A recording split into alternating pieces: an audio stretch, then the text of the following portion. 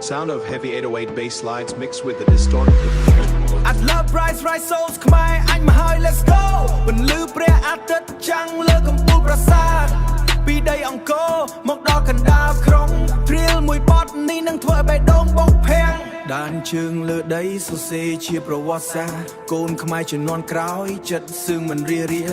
សំដីដូចទឹកក៏ដូចជាភ្លើងឆេះអ្នកណាមកមើលងាយដែលនៅត្រូវខ្ទេចខ្ទីដូចចំបើងឆេះយើងដើរក្នុងទីក្រុងតែចិត្តនៅព្រៃភ្នំយើងដើរក្នុងទីក្រុងតែចិត្តនៅព្រៃភ្នំមោទនភាពក្នុងខ្លួនហោះហើរដូចជាឃ្មុំក្បាច់គុនបុរាណហូរក្នុងសរសៃឈាមត្រៀលខ្មើបត់នេះគឺមកដាក់ស្ទេឲ្យរៀងចាអញត្រៀលឈាមខ្មែរអញត្រៀលពីបុរាណដល់បច្ចុប្បន្នមិនដែលចេះក្រញៀលអញត្រៀលឈាមខ្មែរអញត្រៀលបកបាឲ្យរៀនជួយដៃក៏មិនចង់មកវាឬបងរើ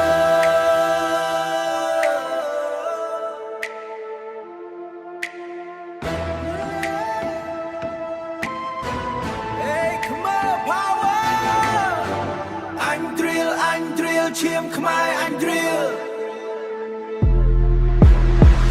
រូបសាក់លើខ្នងបញ្ជាក់ពីអំណាចចិត្តមិនចេះខ្លាចទូត្រូវប្រឈមមុខនឹងបិសាចមិត្តភ័ក្តិដូចបងប្អូនស្មោះត្រង់រត់ដង្ហើមចុងក្រោយមិនមែនកំសាករត់ចោលគ្នាឲ្យទុកក្រោយយើងសាំងអនាគតដោយដៃទាំងពីរ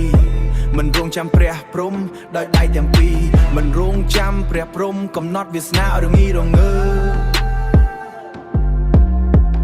នេះគឺជាសម័យកាលរបូនខ្មែរមកតកជាមួយនេះគឺត្រូវតែការពិថាអញត្រៀលឈាមខ្មែរអញត្រៀលពីបុរាណដល់បច្ចុប្បន្នមិនដែលចេះក្រញៀលអញត្រៀលឈាមខ្មែរអញត្រៀលបកបាឲ្យរៀនជួយដៃក៏មិនចង់មកវាឬបងរើ